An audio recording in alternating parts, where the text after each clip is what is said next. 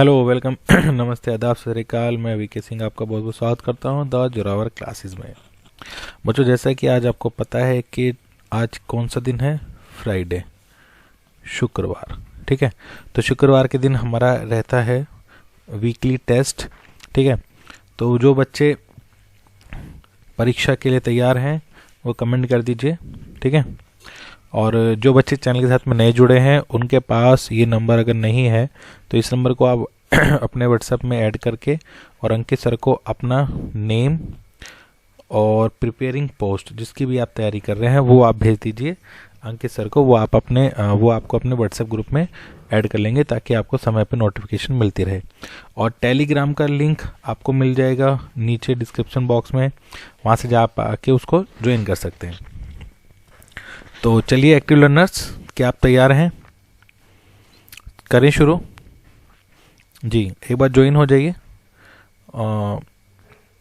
फिर हम उसको शुरू करते हैं। एक्टिव लर्नर्स आ जाइए जल्दी से। बहुत सारे बच्चे हमारे समय से पहले ही तुरंत अपना जो भी काम करते हैं दैनिकचर्या का वो छोड़ छाड़ के पढ़ाई पे आ जाते हैं।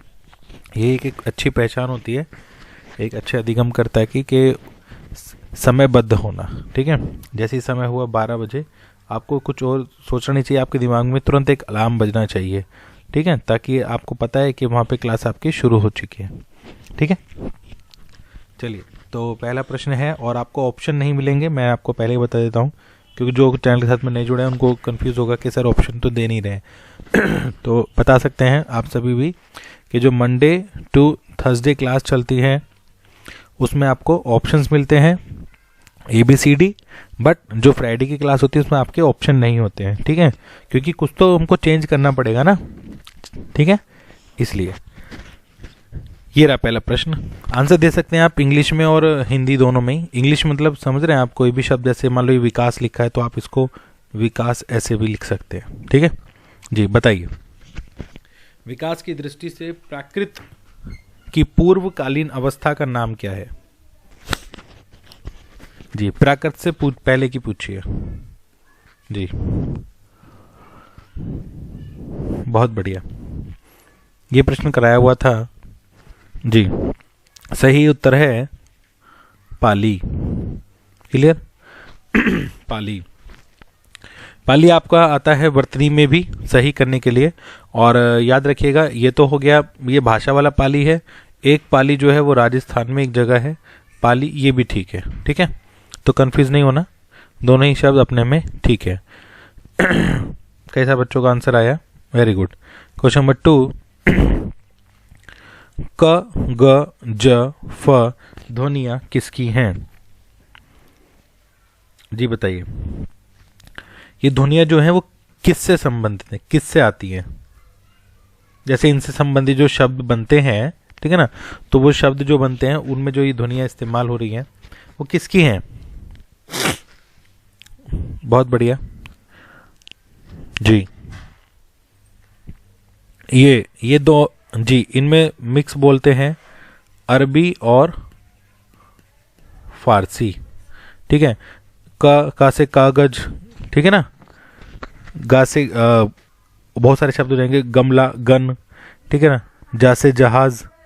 ठीक है, तो इस तरह से आपको बहुत सारे शब्द इसमें आपको जो अरबी फारसी से जुड़कर बने हैं वो ध्वनियाँ इसी संबंधित हैं। चलिए आगे बढ़ते हैं। प्रश्न नंबर 4 देखिए, पढ़िए जल्दी से और इसका आंसर दीजिए। मने प्लस भाव को जोड़ेंगे तो क्या बनेगा?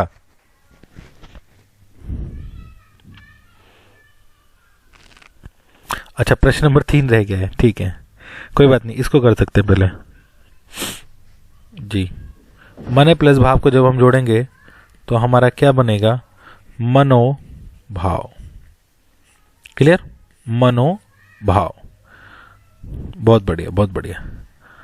चलिए प्रश्न नंबर 3 जो रह गया था उसको कर लेते हैं।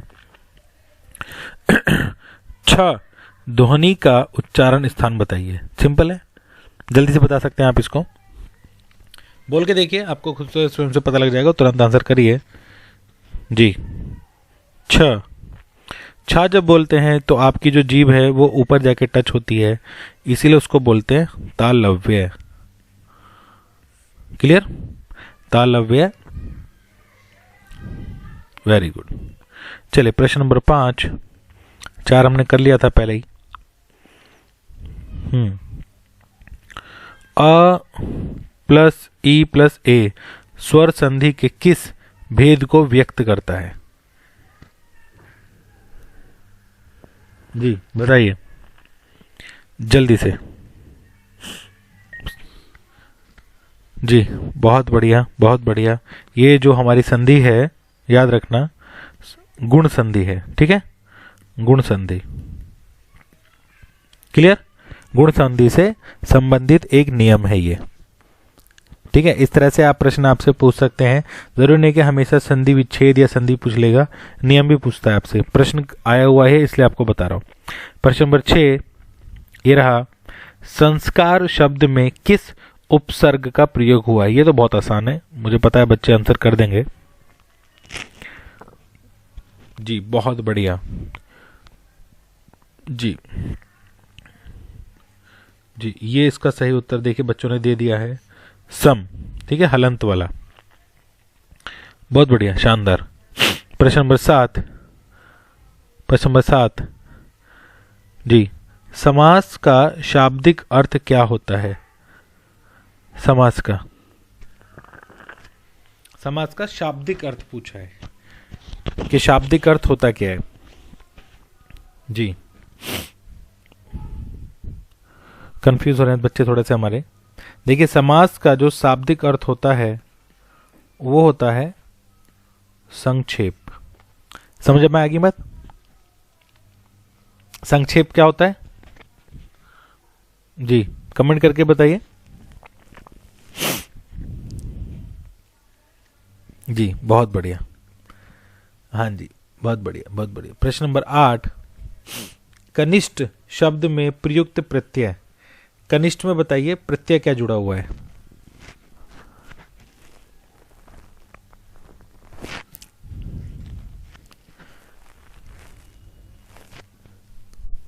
जी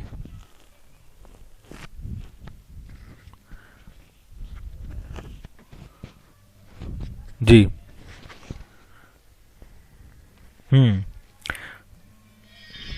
बहुत बढ़िया, बहुत बढ़िया।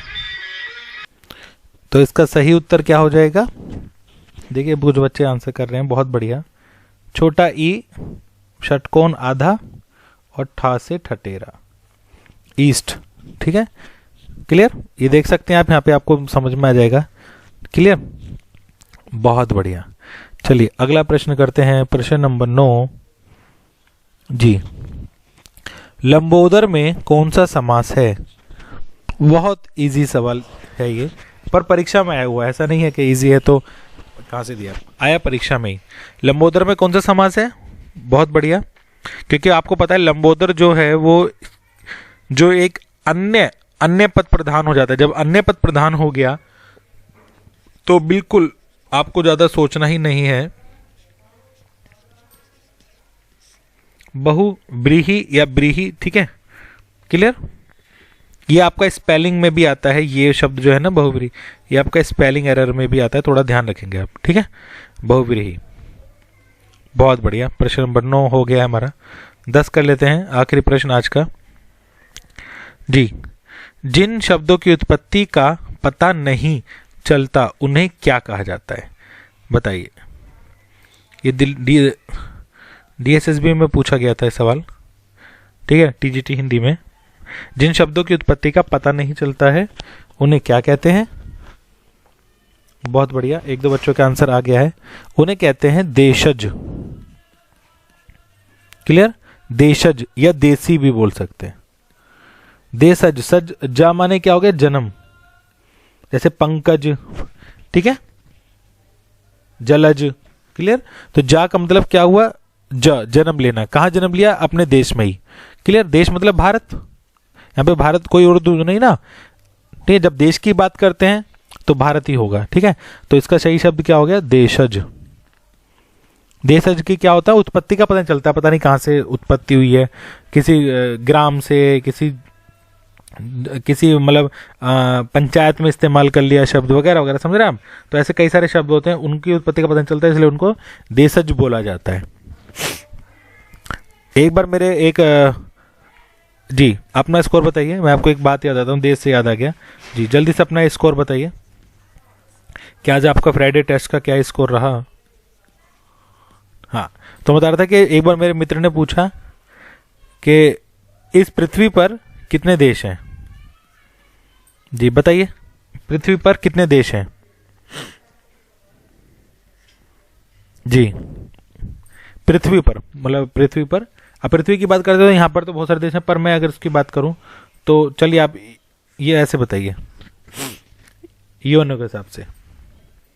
यदि आपको दोनों वैसे ही पता है कि जो यूएनओ में शामिल नहीं है तो वही दोनों आंसर बता सकते हैं, ठीक है ना। जी पृथ्वी पर कितने देश हैं।